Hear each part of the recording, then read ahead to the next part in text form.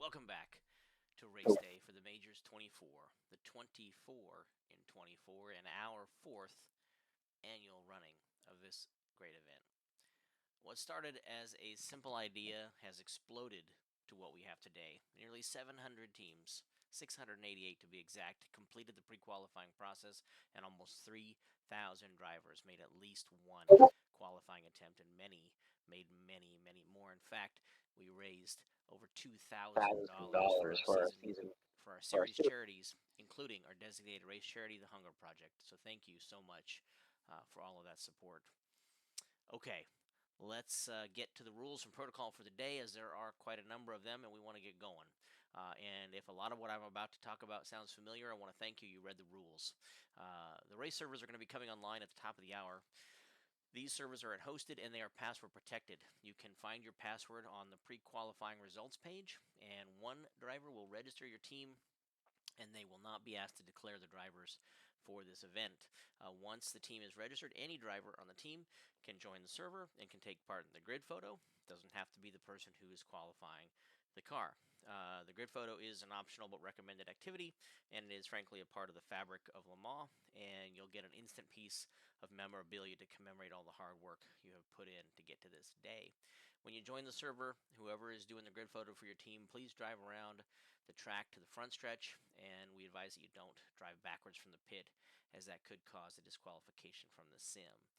One note: when the server does launch, you are welcome. That driver is welcome to jump in and start that, even if the meeting is still going on. Once the cars are around the front stretch, the GTP class should line up nearest to the start-finish line. The LMP2 car behind them, and the GT3 class behind them. This is not going to be perfect. Some are going to be better than others.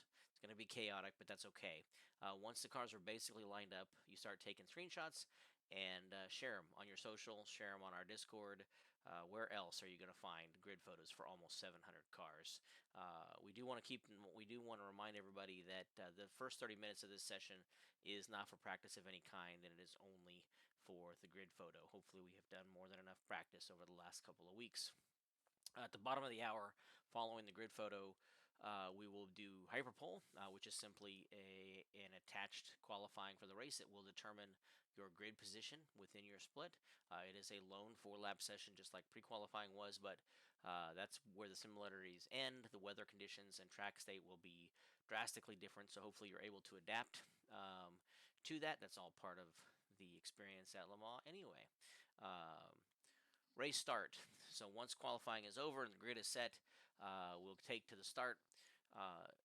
During the formation lap, the LMP2 and GT3 pole sitters should leave a 10-second gap behind the last car in the class ahead of them, and the GTP class leader must wait until they have fully exited the Ford chicane before accelerating beyond pace speed. The LMP2 and GT3 leaders will go on green, but they should attempt to be single file before reaching those final chicanes. Racing expectations. Clearly, we all want to have a good experience. We all want to have clean races, and the best way to do that is to follow these expectations. We expect that the slower class cars will always take the preferred line, that they will always communicate with their car and hold a steady line, that they will never block or make a defensive move against the faster class car. We also expect that the faster classes will make passes in a safe way and usually off of the preferred line or to the outside of a corner. However, if a faster class wishes to try to pass on the inside, they must have reasonable position on the slower car before turn-in. Significant overlap is the general rule. Blatant dive bombs are obviously to be avoided.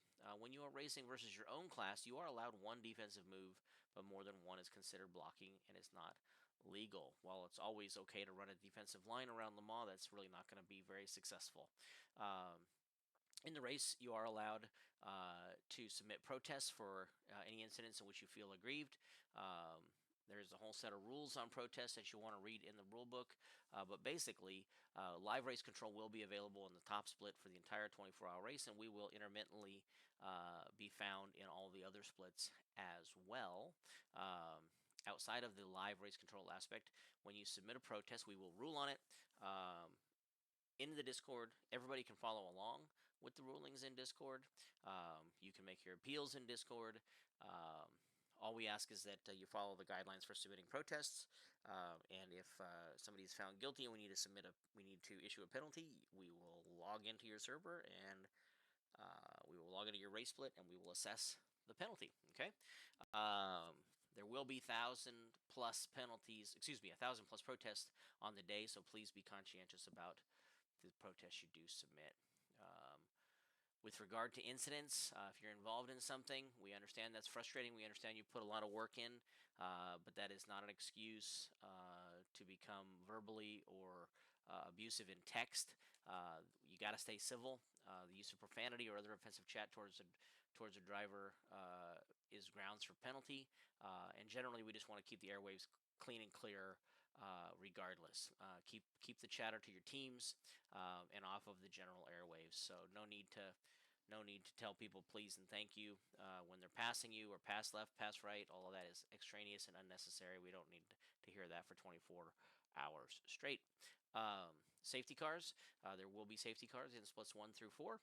There is a whole process in the rulebook. I won't cover it here in the meeting, as that will take quite a bit of time. Please make sure you have read up on that.